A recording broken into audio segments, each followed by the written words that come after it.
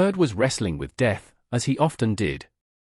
Not the quiet kind that stole old ewes in the night, but the ragged, bloody kind left by coyotes. The carcass of the yearling lay splayed on the dusty earth, a ruin of wool and bone. It sent a stark announcement in the clean, dry air. The sun, a merciless eye in the vast, indifferent sky, beat down on his weathered neck, baking the sweat into his worn chambray shirt.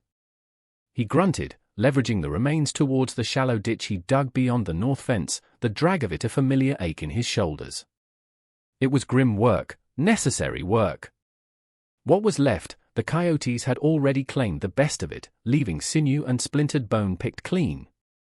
He thought only of the loss, the wasted potential of the animal, another tally mark in the ledger of hardship that was life on this unforgiving land. A shadow fell beside his own, thin and wavering. He didn't look up, assuming it was just a buzzard growing bold, its patience rewarded. The stench of the kill was strong now, mixed with the smell of hot dust and his own labor. Then a voice, small as a bird's broken wing, trembled in the hot air, so faint he almost thought the wind had carried it from somewhere else, a place of small, lost things. "Sir? Can we have what's left?" Herd straightened slowly, his spine a column of fused vertebrae protesting the sudden movement. Annoyance flickered first, a hot, familiar spark in the weariness that had settled deep in his bones, a permanent resident.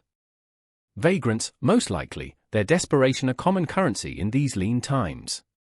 The ranch was isolated, miles from any real town, but not immune to the desperate drift of humanity, the flotsam washed up by misfortune. He turned, a terse refusal already forming on his lips, ready to send them packing with a gesture, a grunt. His words were few, always. And then he saw them. 3 of them. Children. Not just children, but specters conjured from dust and despair, their forms so slight they seemed woven from the very heat haze shimmering above the parched ground. The eldest, a boy no more than 10, stood with a ramrod spine that seemed too fragile to support the oversized, tattered coat he wore despite the sun's oppressive glare. His gaze was direct, unwavering, a raw challenge mixed with a fear so profound it was almost palpable, a living thing in the air between them. Beside him, a girl, younger, perhaps 7 or 8, clutched a scrap of faded blue cloth to her chest as if it were her last anchor in a drowning sea. Her eyes, wide and dark, reflected the harsh sunlight like pools of shadowed water, bottomless and still. The smallest, a boy who looked barely 5, peeked from behind her thin, trembling legs, one thumb wedged deep in his mouth, his face a canvas of grime and dried tears, streaked into patterns of misery. They were impossibly thin, their clothes hanging like discarded skins, riddled with holes that exposed skin burned raw by the sun and scratched by thorns. Their bare feet, calloused and cracked, were caked with the pale, alkaline dirt of the long road, a testament to a journey he couldn't yet fathom. But it was their faces that struck Elias Herd dumb, that coiled around his throat like a hangman's noose and squeezed the words, the air, the very will out of him. Not just the hunger etched there, though that was plain enough, a hollow-eyed plea that tore at something he thought long dead and buried within him. It was the look in their eyes. An oldness. A knowing of things no child should ever know, a wisdom born of suffering. In the eldest boy's eyes, Liam he would later learn was his name, he saw a desolate landscape mirroring the one around them, a fierce, brittle pride that refused to shatter. In the girl's, Ilara, a sorrow so deep, so ancient, it threatened to drown him in its silent depths. And in the smallest, Finn, a bewildered terror that was the purest distillation of innocence betrayed and irrevocably lost. He saw echoes. Ghosts of faces he'd fought for years to bury, faces that now rose from the unquiet graves of his memory, sharp and accusing, their silent gaze more powerful than any shout. His wife, Sarah, her eyes full of gentle light before the fever stole her breath. His own boy, Tom, small and trusting, his hand in Herd's, before the emptiness came and swallowed everything whole. The air thickened, heavy as unshed tears. The buzzard circled patiently overhead, black specks against the relentless blue. The silence stretched, taut and shimmering in the heat, broken only by the rasp of his own breathing, suddenly loud in his ears, and the frantic thumping of his heart against his ribs. He had faced down blizzards that buried his fences, wolves that tore at his flock, armed men with greed in their eyes. But these 3 small, desolate figures, their bodies little more than frames for their enormous, haunted eyes, asking for the leavings of a coyote kill, they disarmed him utterly. The sun beat down. The wind whispered through the dry grass, carrying their faint, desperate scent of dust, sweat, and something akin to fear itself. He didn't move. He couldn't speak. He just looked at them, and the world, his carefully constructed, solitary world, tilted on its axis. What was left? The question hung between them, heavy with unspoken meanings, a tangible weight in the oppressive air. What was left of them? What was left of him, after all the years of loss and solitude had scoured him hollow? He felt a crack appear in the stone wall he'd built around his heart, a painful, jagged fissure through which a light he hadn't realized he'd missed was beginning to seep.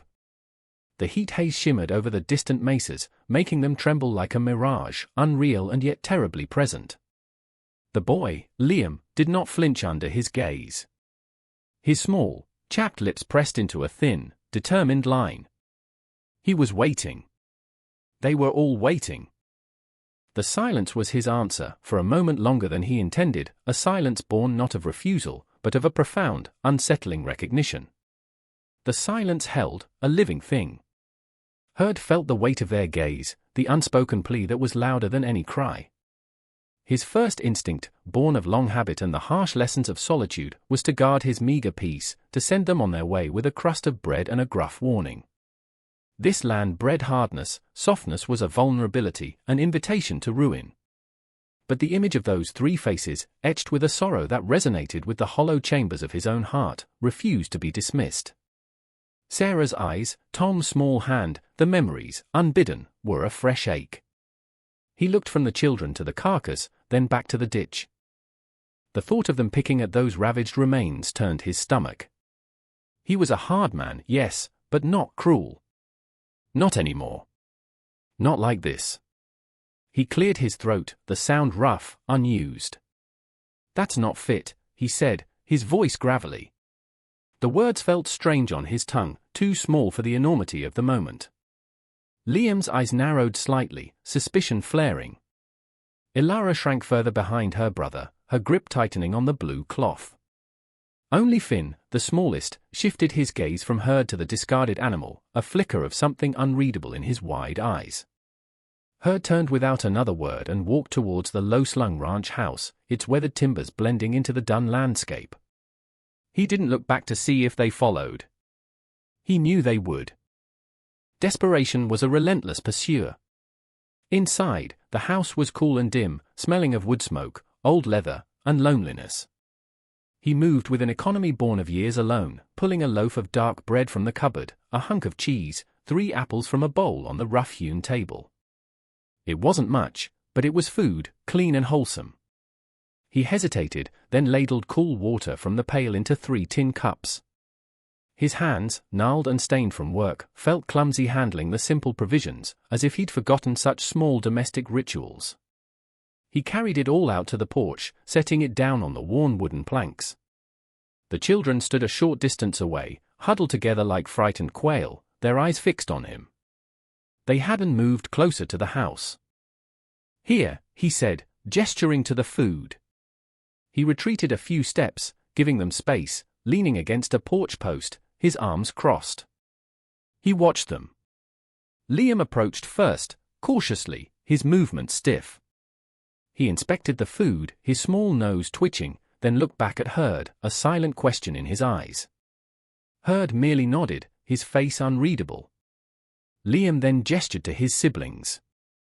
Ilara and Finn crept forward, their fear warring with a hunger that was a palpable force. They ate. Not like animals, but with a desperate, focused intensity that spoke of days, perhaps weeks, of gnawing emptiness. Liam broke the bread into 3 equal portions, his movements precise, ensuring his younger siblings had their share before taking any for himself. Ilara cradled her apple like a treasure, her small teeth sinking into it with an almost reverent sigh. Finn, his earlier terror momentarily forgotten, devoured his portion with a quiet urgency, juice trickling down his chin. Herd watched, a knot tightening in his chest. He saw not just their hunger, but their dignity, the fierce loyalty that bound them together. He saw himself, a boy, long ago, after his own father. He pushed the thought away, a familiar reflex. The sun began its slow descent, painting the sky in hues of orange and bruised purple. The wind picked up, carrying the chill of the approaching night. The children finished eating, the scraps of food gone, the cups empty. They looked small and terribly vulnerable against the vast, darkening landscape. The barn, he thought. It was dry, and there was clean straw. He jerked his head towards it. "You can sleep in there." Hayloft's warm Liam looked at him, then at the barn, then back at his sisters. He seemed to weigh the offer, his young face etched with an old man's caution. Finally, he gave a small, jerky nod. Herd fetched an old horse blanket from a chest, its wool rough but clean. He tossed it towards them. "Take this." He didn't wait for thanks. He turned and went back inside, the latch clicking shut behind him with a sound of finality. But as he sat in his worn armchair, the silence of the house pressed in on him, no longer empty, but filled with the faint echoes of children's tentative movements in his barn. He found himself listening for any sound, any sign of distress. The stone wall around his heart had indeed cracked, and through that fissure, a fragile, unwelcome tenderness was taking root. The wind howled outside, a lonely sound, but tonight, it felt different. Less empty. He thought of the blue scrap of cloth Ilara clutched. What story did it hold? What terrors had driven them to his desolate doorstep? The question settled in his mind, heavy as stones. The days settled into a cautious rhythm. Each morning, Herd would leave a pail of fresh milk, bread, and sometimes eggs by the barn door. He'd see the children from a distance, small figures moving in the shadows, their eyes always watchful. He went about his chores, mending fences, tending his small herd of cattle, chopping wood, acutely aware of their presence. They were like wild creatures he was slowly trying to tame, their fear a palpable barrier. Liam remained the most guarded, his young shoulders burdened with a responsibility that aged him. He never approached Herd directly, but his gaze followed the rancher's every move, assessing, always assessing. Ilara was quieter, almost spectral. She would often sit in the sliver of shade by the barn wall, the blue cloth spread on her lap, her small hands tracing invisible patterns on it. Sometimes, Herd would catch the faint sound of her humming, a tuneless, melancholic melody that tugged at something forgotten within him. Finn, the youngest, was the first to show a crack in his fear. One afternoon, as Herd was repairing a water trough near the barn, Finn edged closer, his curiosity overcoming his apprehension.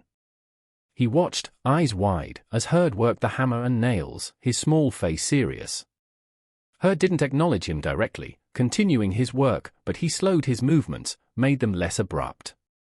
After a while, Finn pointed a small, dirt-stained finger at a shiny nail. "Shiny," he whispered, his voice barely audible. Herd paused. He picked up the nail, held it out on his calloused palm.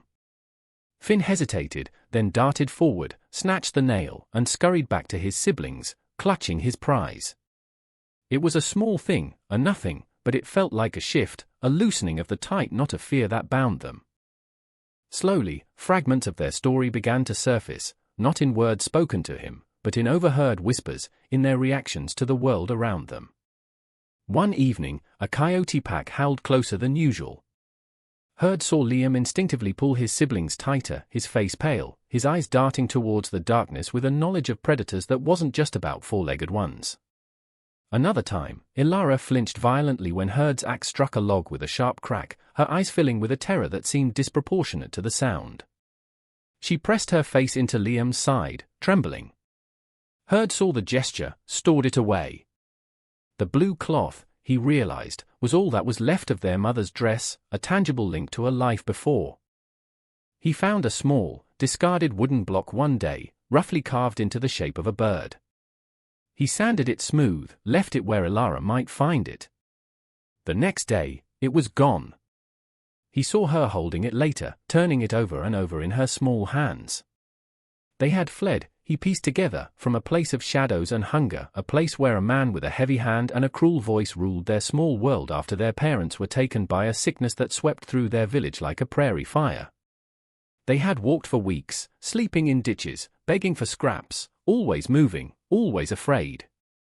Herd found himself leaving slightly larger portions of food, an extra blanket as the nights grew colder. He'd find small tokens near the barn door in the morning, a perfectly round stone, a feather of a blue jay, a clumsily arranged pile of twigs. Silent offerings. He never acknowledged them, but he kept them, placing them on the mantelpiece in his kitchen, small monuments to a thawing heart. One day, a fierce autumn storm blew in, the wind screaming like a banshee, rain lashing down in sheets. The old barn, sturdy as it was, groaned under the assault. Herd found himself worrying about the children. He pulled on his slicker, grabbed a lantern, and headed out into the tempest. He found them huddled in the driest corner of the hayloft, Liam shielding Ilara and Finn with his own small body. Their faces were stark in the flickering lantern light. "Come," he said, his voice loud against the storm. "House is warmer." Liam looked at him, suspicion warring with the undeniable fear in his eyes as the barn roof creaked ominously. Ilara was crying softly. Finn clung to her, whimpering. For a long moment, nobody moved. Then, Herd simply held out his hand. Not to Liam, but to Ilara. She looked at his large, weathered hand, then up at his face, searching for something. Slowly, hesitantly, she reached out her tiny hand and placed it in his. Her touch was light as a moth's wing. It sent a jolt through him, a warmth that spread up his arm and settled in his chest. He led them through the raging storm to the small, warm house, the three of them trailing behind him like ducklings. That night, they slept on pallets by the hearth, the fire casting dancing shadows on their peaceful faces. Herd sat in his armchair, watching them, the sound of their soft breathing a counterpoint to the storm's fury outside.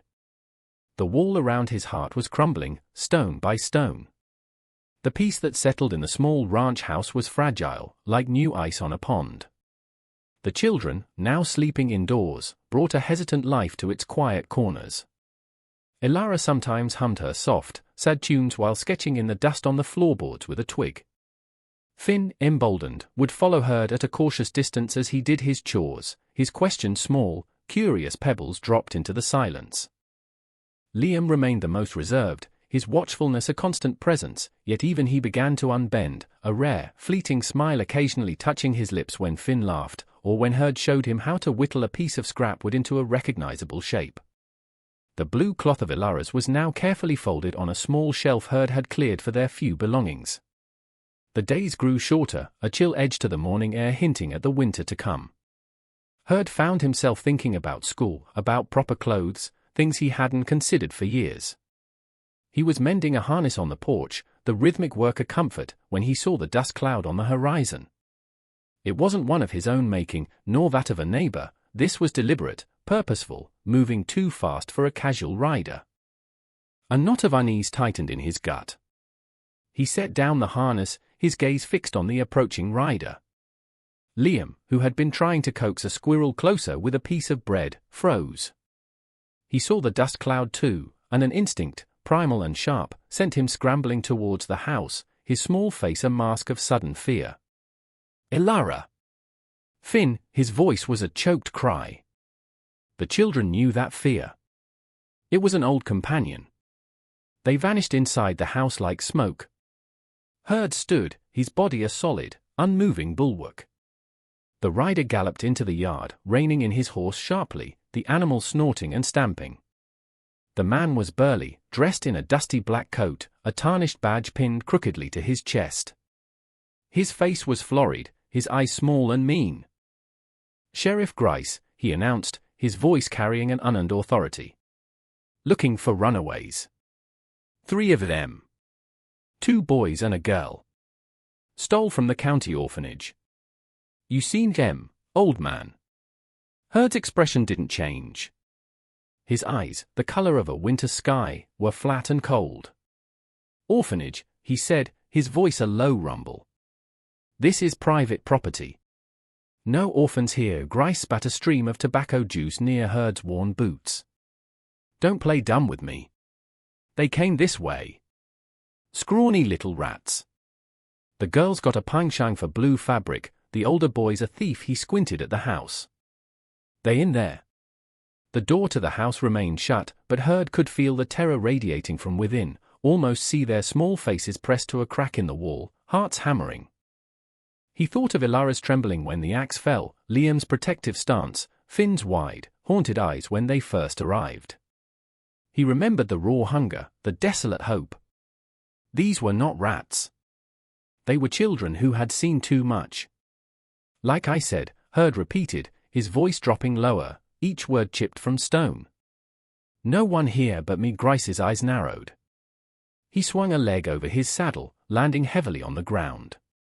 He hitched his gun belt. I got a warrant to search any property in this county for absconded wards of the state. You gonna cooperate, or am I gonna have to make this difficult? He took a step towards the porch. Herd didn't move, but something shifted in his stance. He seemed to grow taller, broader, his stillness more menacing than any threat. The years of solitude, of wrestling with the harsh land and his own demons, had forged an iron will within him.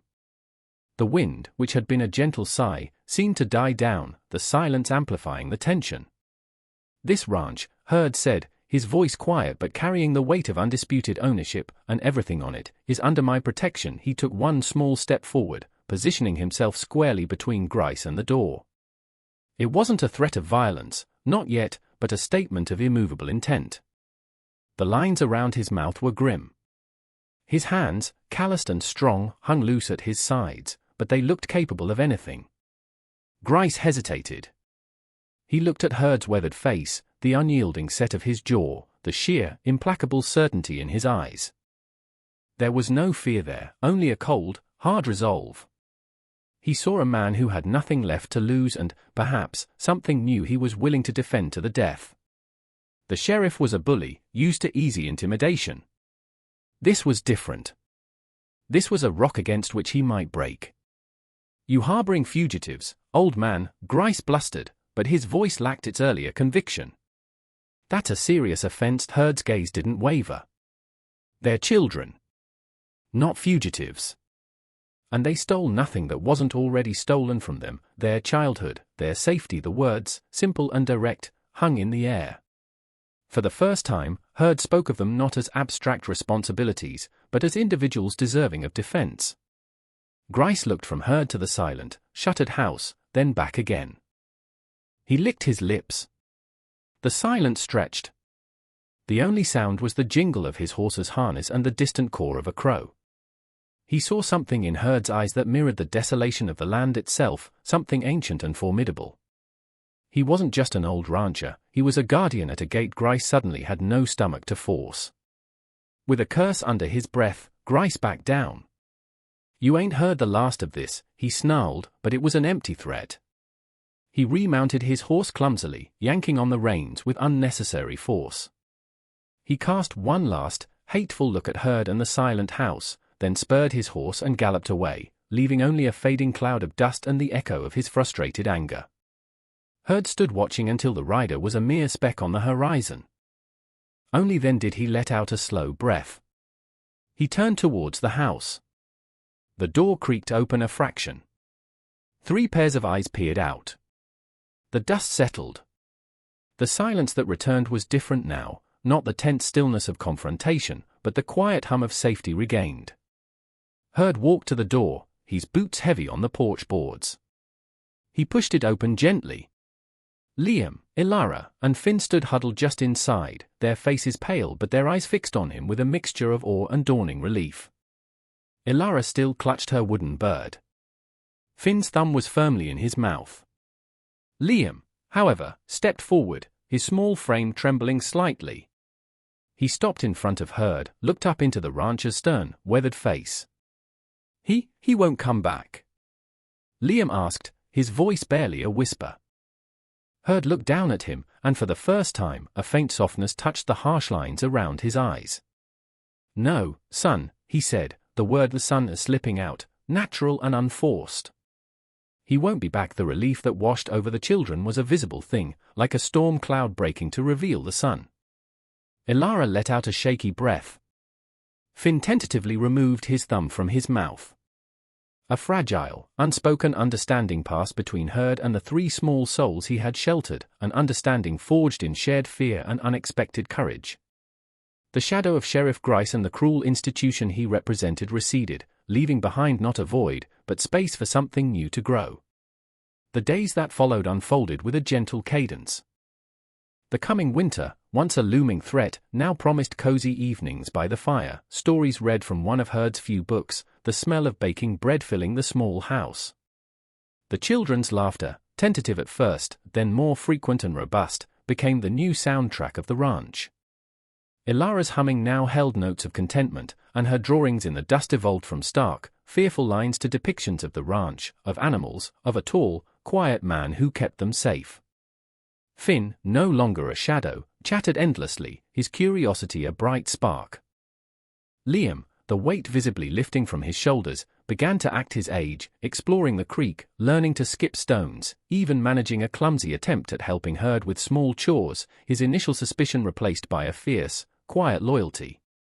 Herd found himself teaching them things he thought he'd forgotten, how to identify animal tracks, the names of the constellations that blazed in the clear night sky, the simple art of mending a torn shirt. He watched them grow, not just in body, but in spirit. The haunted look in their eyes began to fade, replaced by the clear light of childhood rekindled. But what's left from that first desperate plea had transformed. It was no longer about the scraps of a coyote's kill. It was about the remnants of broken lives, his included, being carefully, patiently pieced together. What was left was hope. What was left was the chance for a new beginning, a family forged not by blood, but by shared hardship and a stubborn, quiet love. One crisp morning, with the first hint of frost painting the ground white, Herd took them to the rise overlooking the valley. The sun was just cresting the eastern mesas, bathing the land in a soft, golden light. He'd fashioned 3 small, sturdy pairs of boots from supple leather, working late into the nights by lamplight. He presented them to the children. Their eyes widened. New boots, whole and strong, a stark contrast to the rags they had arrived in.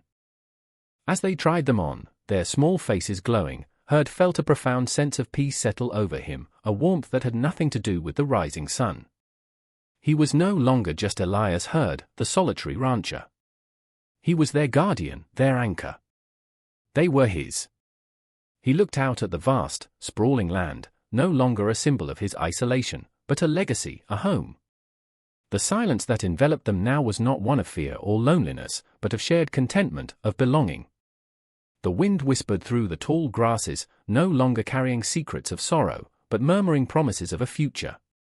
He looked at Liam, standing straighter, his gaze clear. At Ilara, her hand instinctively seeking his, her smile radiant. At Finn, already testing his new boots with a joyful stomp. The faces that had once silenced him with their pain now silenced him with a quiet joy, a profound gratitude that filled the spaces loss had carved within him. His own past, the ghosts of Sarah and Tom, no longer felt like open wounds, but like gentle memories, a part of the tapestry of his life that now included these 3 bright, resilient threads. What is truly left when everything seems lost? Sometimes, it is the courage to offer a hand, the strength to protect the vulnerable, the unexpected gift of a second chance, not just for those who receive, but for those who give. What piece of your own heart, perhaps long guarded, are you willing to offer when someone, with nothing but hope in their eyes, asks for what's left? Think on that. And if this story touched you, let us know in the comments below, subscribe for more tales of human connection, and click to see what happens next in the lives we explore.